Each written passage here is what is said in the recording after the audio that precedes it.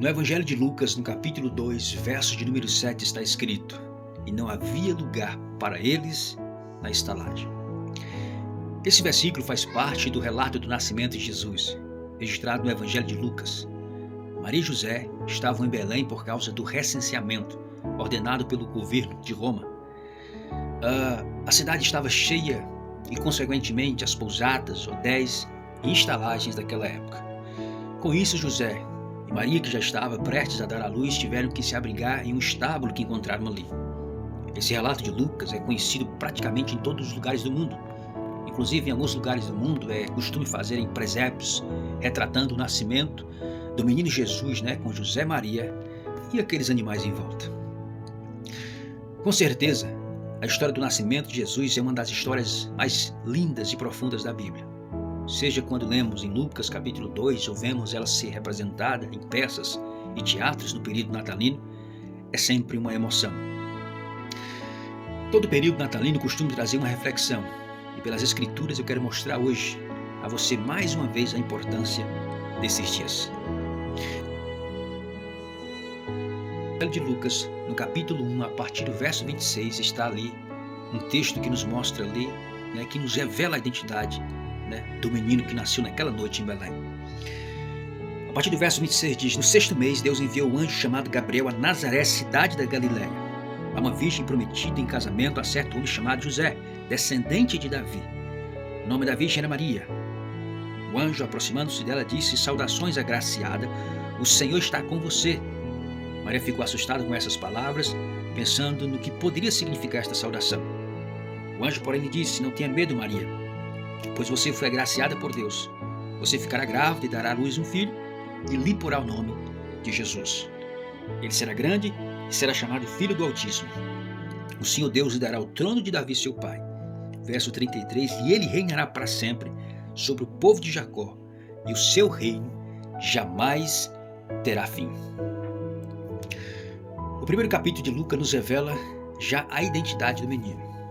E não só Lucas, mas profetas do Antigo Testamento já haviam anunciado e revelado não só a vinda, mas a identidade do menino. Em Isaías, por exemplo, no capítulo 7, verso 14, fala de uma virgem, um filho, e que o seu nome seria Emanuel. Já em Isaías, no capítulo 9, verso 6, Isaías descrevendo esse rei que viria, chama ele de maravilhoso, conselheiro, Deus forte, Pai da eternidade e príncipe da paz. Não podemos nos esquecer de Miqueias, capítulo 5, verso 2, que profetiza que o governante de Israel, uma referência ao Messias, nasceria em Belém, da Judéia, mesmo sendo a menor de todas as cidades. Por essas passagens bíblicas, veremos que a criança que naquela noite nasceria não era como as outras crianças. Naquela noite, naquele humilde lugar, o próprio Deus, na pessoa de Jesus, entrava no mundo. O Criador, o Deus eterno, entrou em nossa existência. E João, em suas palavras, no seu Evangelho, no capítulo 1, verso 14, nos diz o seguinte: que o Verbo se fez carne e habitou entre nós, e vimos a sua glória como a glória do unigênito do Pai, cheio de graça e de verdade. Pelas Escrituras, sabemos que o nascimento de Jesus em Belém e nas circunstâncias que vemos em Lucas capítulo 2 fazia parte de um plano orquestrado pelo próprio Deus.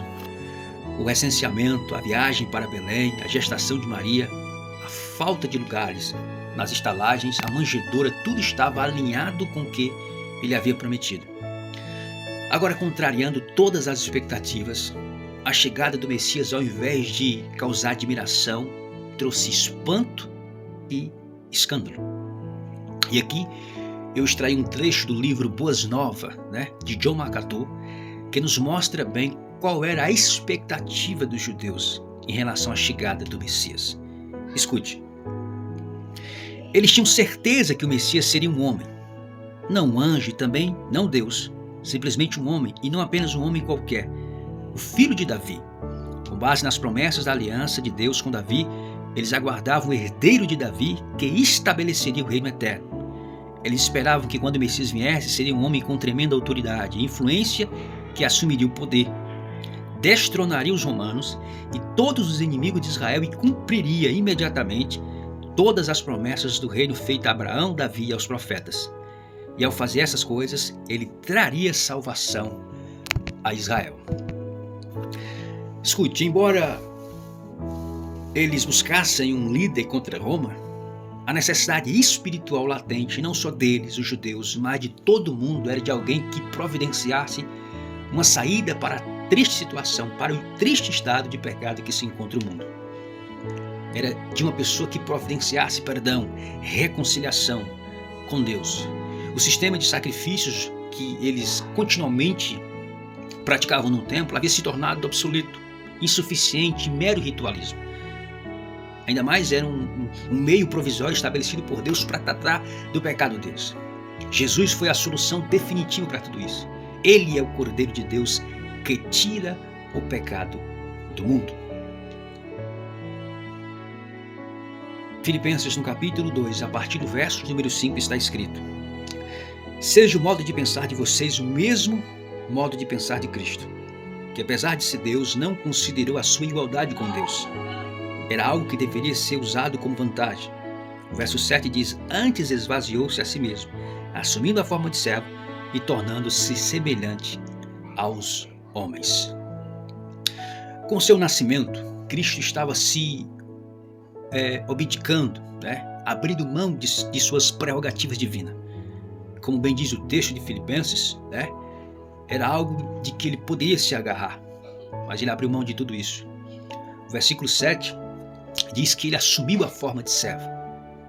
Jesus não nasceu num palácio, mas numa manjedoura, e tornou-se semelhante aos homens.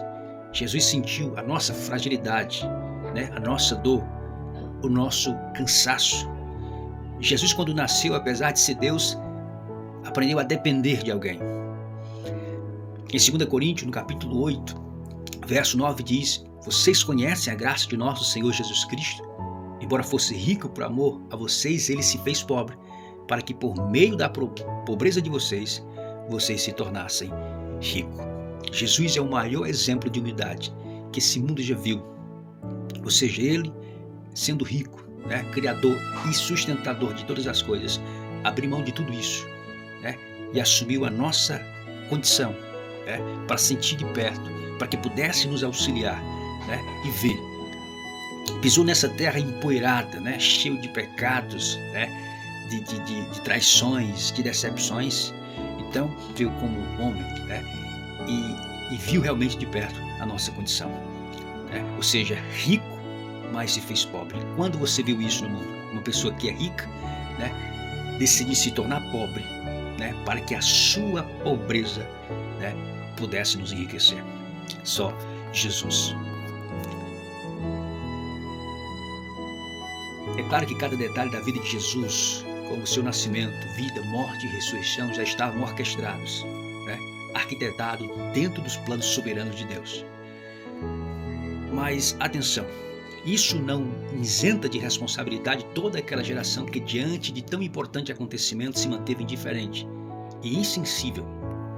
A cidade estava cheia com o decreto do recenseamento. É claro que as pessoas aproveitariam para rever parentes, familiares.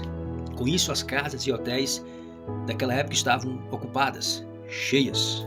Aí vem as obrigações, negócios, encontros, comemorações, etc, etc, etc. Tudo isso foi o suficiente, para distraí-lo de algo tão importante que estava acontecendo naquele momento.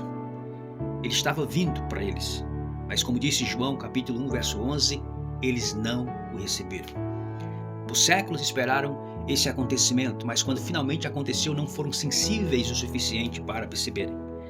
Em João, no capítulo 1, verso 5, diz: e a luz resplandece nas trevas, e as trevas não a compreenderam. Estavam há tanto tempo nas trevas, suspirando por um pouco de luz, mas quando a luz realmente surgiu, estavam de olhos fechados. Não havia lugar para Deus em suas casas. O mundo moderno se parece muito com Belém. Cheio, barulhento e espiritualmente insensível. O Natal se tornou algo mecânico, religioso e comercial. O personagem principal foi esquecido. As prendas, festas, comidas, encontros, o barulho tem nos levado a esquecer do menino que nasceu na manjedoura. Que não era só um menino, era também o próprio Deus. O Filho eterno de Deus que entrava em nossa existência para logo mais assumir o nosso lugar na cruz. Em Apocalipse capítulo 3, verso 20 está escrito: eis que estou à porta e bato. Se alguém ouvir a minha voz e abrir a porta, eu entrarei. Não seja como o povo de Belém, que nesse Natal Jesus não vem estar do lado de fora, mas dentro dos nossos corações.